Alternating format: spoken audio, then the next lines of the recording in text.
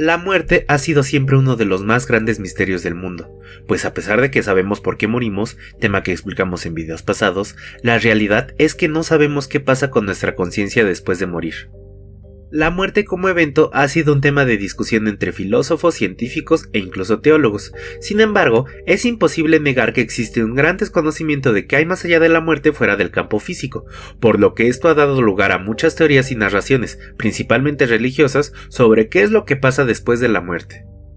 Las visiones de la muerte dentro de la religión son súper diversas, desde una migración de la conciencia y el alma hacia diversos planos espirituales hasta ciclos de reencarnación y repetición de múltiples vidas, e incluso, dentro de algunas culturas, creando deidades encargadas exclusivamente de la muerte. Por ejemplo, dentro de los textos bíblicos y la Torá judía se menciona que todo lo que Dios creó tiene una contraparte, el día y la noche, la luz y las tinieblas, y, por lo tanto, la vida y la muerte, afirmando por lo tanto que Dios es el creador de la vida y la muerte. De esta forma, la Biblia indica que estos dos conceptos responden a un fin supremo. Adentrándonos en el Torá, se menciona lo siguiente: Mira, yo he puesto delante de ti hoy la vida y el bien, la muerte y el mal, porque yo te mando hoy que ames a Jehová, tu Dios, que andes en sus caminos y guardes sus mandamientos, sus estatutos y sus decretos, para que vivas y seas multiplicado. Básicamente, dentro del judaísmo, se cree que para tener una buena muerte se tiene que vivir bajo los preceptos de la Biblia y del Torá, generando un bienestar y una utilidad a la comunidad, incluso rechazando los cultos que tienen que ver con la muerte. Sin embargo, esto no responde a qué es lo que se cree que pasa después de la muerte para los judíos. Se cree que pueden pasar tres cosas. Primero, el alma se separa del cuerpo en espera de que el Mesías aparezca y siempre y cuando se supere el juicio final. Una segunda creencia es que el alma se quede en el cuerpo hasta que éste sea enterrado y mediante un ritual de purificación, el alma se separa del cuerpo hasta que ésta se vuelva a unificar en el juicio final. En ambas creencias se cree que una vez que haya esta reencarnación, va a existir una vida divina, sin guerra ni hambruna. Y la tercera creencia es que no hay nada más después de la muerte, que estamos aquí únicamente en esta vida con el objetivo de servir a Dios. A pesar de que el judaísmo y el catolicismo tengan las mismas raíces históricas, sus dogmas, ritos y costumbres difieren en muchas cosas, e incluso las visiones de la muerte que tienen ambas religiones difieren en muchos aspectos. Para el catolicismo, después de la muerte existe algo llamado el juicio particular. Este juicio consiste en una revisión del alma que se recibe por iluminación divina para de esta forma saber el destino correspondiente por la eternidad, dependiendo de las acciones negativas y positivas de la persona. De acuerdo a los teólogos, se podría decir que al morir las personas reciben un juicio inmediato por Dios y que el destino del alma dependerá de cómo vivió la persona y su accionar en el mundo. De aquí parten tres opciones para el alma de la persona fallecida: el cielo, el purgatorio o el infierno, siendo el cielo y el infierno un destino para la eternidad, mientras que el purgatorio es un paso temporal para poder acceder al cielo. El cielo se describe como un lugar de felicidad completa y total plenitud, un lugar donde no existe el sufrimiento, el hambre, las guerras ni la muerte. A este lugar acceden las personas que han vivido de acuerdo a los preceptos de la Iglesia y que por lo tanto se encuentran en paz con Dios. El purgatorio es un lugar que, como su nombre lo dice, existe para purgar o purificar las almas de las personas que aún estando en gracia con Dios cometieron algún pecado grave que requiere limpiarse para poder acceder al cielo. El purgatorio nace como una última opción de salvación y donde las almas sufren castigo para poder ingresar al paraíso.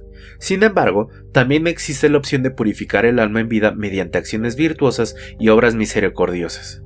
Finalmente, el infierno existe como el lugar a donde van las personas que mueren en el pecado sin ninguna clase de arrepentimiento. Se describe de acuerdo con el Nuevo Testamento como un horno ardiente donde existe el llamado fuego eterno. En pocas palabras, es un lugar donde existe un castigo doloroso y eterno, lejos de Dios y de cualquier perdón. ¿Y qué pasa dentro del Islam? Para poder explicar qué hay más allá de la muerte según las creencias islámicas, tenemos que empezar mencionando que según esta religión existen 4 etapas o dominios por las que atraviesa toda persona. La primera de estas etapas es la etapa del útero, cuando nos encontramos dentro del útero de nuestra madre. Esta etapa se describe como oscura y contraída. La segunda etapa se llama de dominio. En esta etapa es cuando crecemos como personas, adquirimos conceptos como el bien y el mal y experimentamos la miseria y la felicidad. La tercera etapa, cuando fallecemos, se le llama tumba o interespacio. En esta etapa las almas se dividen en dos de acuerdo al vivir de cada una. Un grupo será castigado y encarcelado y el otro grupo será conducido a la felicidad. La última etapa es cuando el alma viaja hacia el jardín o paraíso para una vida de eterna plenitud o viaja al infierno para recibir un eterno castigo. Sin embargo, esta etapa solo se cumplirá el día del juicio final. Para juzgar el destino del alma, el ángel de la muerte coloca su mano sobre la cabeza del fallecido para hacer que su espíritu salga del cuerpo y poder llevarlo al último cielo. Posterior a esto, el alma es colocada entre el cuerpo que abandonó y la tumba donde éste se encuentra. En este lugar, los ángeles Munkar y Nakir lo interrogan y Alá termina dando un juicio sobre cuál será el destino de esta alma. Para los budistas, la muerte es solamente una transición hacia el siguiente paso, pues la muerte es vista como uno de los tres grandes sufrimientos inevitables por los que atraviesa el ser humano, siendo los otros sufrimientos la vejez y la enfermedad. Según los budistas, nuestro cuerpo mortal solo es un transporte para nuestra alma eterna. Sin embargo, esta alma no es libre, pues se encuentra dentro de un ciclo infernal llamado samsara, el cual es un ciclo de errores, sufrimiento y reencarnación. Al morir, el alma reencarna en alguno de los 6 reinos samsáricos, esto con el objetivo de purificar el alma y sobre todo de alcanzar la iluminación o el nirvana, el cual es un estado de iluminación, tranquilidad y sobre todo máxima felicidad. El karma juega un papel importante dentro de este ciclo, pues es el que terminará determinando las condiciones en las que reencarnará el alma. Acciones positivas o virtuosas generan un karma positivo, mientras que acciones negativas o desvirtuosas generan karma negativo, el cual al final de cada vida nos generará un saldo a nuestro favor o a nuestra contra. El samsara es un tema complejo y que forma parte angular de las creencias budistas, pues todas las acciones, ya sean conscientes o no, nos llevan a un crecimiento o decrecimiento espiritual. De hecho, es un tema al que le dedicamos su propio video y que en este momento te estará apareciendo una pestaña que te llevará a él. Sin embargo, estas visiones no son las únicas respecto a la muerte. Al final, la curiosidad sobre la misma es algo inherente al ser humano. Por lo tanto, prácticamente todas las religiones tienen una visión de la muerte. Por ejemplo, existe la visión de los sumerios, la cual fue evolucionando a lo largo de los siglos y que debido a las diversas fuentes literarias que solo se conocen parcialmente en la actualidad, aún tiene que ser estudiada a profundidad.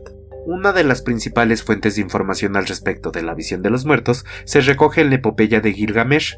En esta y otras fuentes se nos menciona que el único destino al que podían acceder las almas tras la muerte era el inframundo. Sin embargo, los sumerios no veían al inframundo como un lugar de castigo o de recompensa. En lugar de eso, era el único destino tras la vida de los espíritus de los muertos cuyos cuerpos, tumbas y estatuas de culto habían recibido el cuidado ritual adecuado. Los sumerios creían que los seres humanos habíamos sido creados con arcilla mezclada con la sangre de la deidad rebelde Weilu, sacrificada específicamente con ese propósito. Por lo tanto, los humanos teníamos un componente tanto terrenal como divino. Debido a este elemento terrenal es que los seres humanos teníamos que ser mortales, por lo que Enki, la deidad de la sabiduría y la magia, ordenó la muerte de los humanos desde el momento de su creación. Se creía que estábamos vivos mientras nuestras venas tuvieran sangre y nuestra nariz aire, y que, al acabarse alguno de estos dos elementos moríamos, volviéndonos cadáveres vacíos, el cual tenía que ser enterrado en la tierra para de esta forma volver a la arcilla, o dicho de otra forma, volver al origen. Mientras tanto, el alma se separaba del cuerpo y comenzaba a existir como una especie de fantasma llamado en el sumerio antiguo como Gidim o Etemu, el cual seguía manteniendo características mortales como el hambre y la sed. Esta etapa se puede entender como una transición de un estado de existencia a otro, pues el Etemu no era transportado inmediatamente al inframundo tras la muerte del cuerpo físico, y algo que era crucial para una correcta transición era el enterramiento y duelo apropiado. El Etemu entonces tenía que recorrer una estepa infestada por demonios, cruzar el río Kuber con ayuda de un ser llamado Silulim y que le permitiera pasar por las 7 puertas del inframundo con autorización del guardián llamado Vidu. Al llegar al inframundo, era sometido a un juicio por un tribunal de seres llamados Anunnaki y en base a este juicio se le asignaba un lugar en la comunidad del inframundo. Sin embargo, este juicio no tenía nada que ver con las acciones o méritos del difunto en vida. La posición social en esta gran ciudad de los muertos era determinada más bien mediante 2 factores. El primero era la posición social del difunto en vida y la segunda el cuidado de la tumba y el duelo que sus familiares habían tenido por la persona fallecida. Se decía que entre más descendencia tuviera una persona, mejor iba a ser su cuidado y duelo, y por lo tanto mejor su posición social en el inframundo. Por otro lado, Para los aztecas, la existencia o Nemilistli, junto con la muerte, o Mixquistli, formaban la vida o Yolistli, por lo que la muerte se volvía fundamental en su cosmovisión, siendo parte importante en casi todas sus actividades. Esta importancia nacía de la idea de que al ser mortales, el fin último era la muerte, por lo tanto, todo se hacía en función de la muerte, ya que la misma era la medida de todas las cosas, todo estaba destinado a morir. Para ellos no había vida después de la muerte, pues la vida continuaba dentro de la muerte. Cuando alguien moría en el mundo azteca dejaba de existir, pero seguía viviendo en otro plano. En este sentido, el destino al que estaba destinado el alma del difunto dependía más de cómo moría que de cómo vivía. Una vez que el muerto era enterrado, Tlaltecuhtli, deidad de la tierra, devoraba la parte mortal del cuerpo, es decir, la carne, durante un periodo de 4 años, hasta que únicamente quedaban los huesos. Ya cuando solo quedaban los huesos, Quetzalcóatl los tomaba y se los llevaba al hogar de los dioses Otamoachan. En este lugar, la diosa Quilatzli, que representaba el vientre materno, molía los huesos. A continuación, Quetzalcóatl hacía sangrar su miembro viril y vertía esta sangre espermática sobre los huesos molidos, para de esta forma darles nueva vida. De esta forma, la vida seguía sobre la muerte. A partir de este punto, esta nueva alma renacida podía ser enviada a uno de los 4 destinos dependiendo de cómo fue su muerte.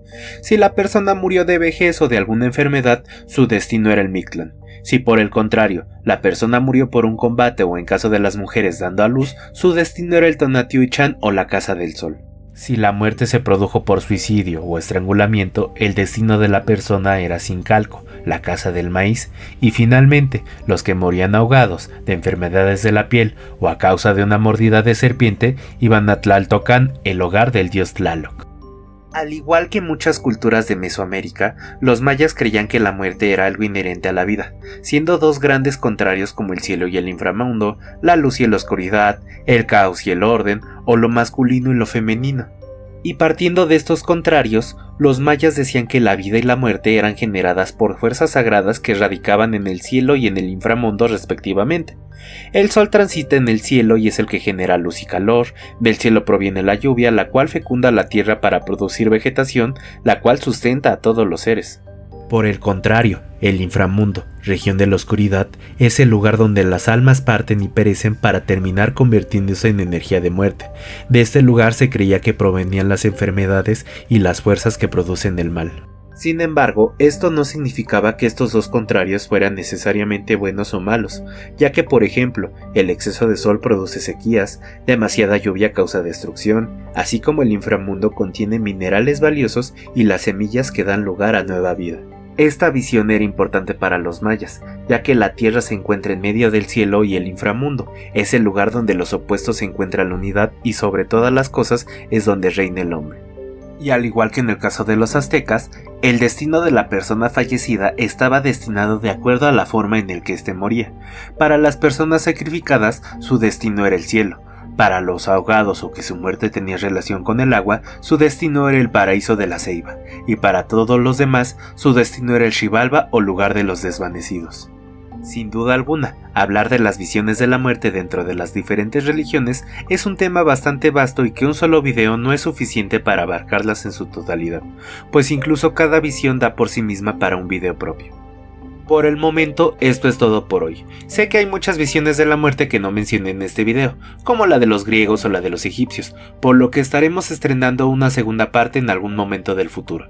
Cuéntame, ¿sobre qué otras visiones de la muerte te gustaría que habláramos? ¿Conocías esas visiones? Puedes dejarme tu respuesta y cualquier otro aporte en los comentarios. Muchas gracias por llegar hasta esta parte del video. Si te gustó, me ayudas mucho compartiendo este video, dejándole un like y suscribiéndote en caso de que aún no lo estés. Mi nombre es Andrés y escuchaste un episodio más de La Nota Perdida.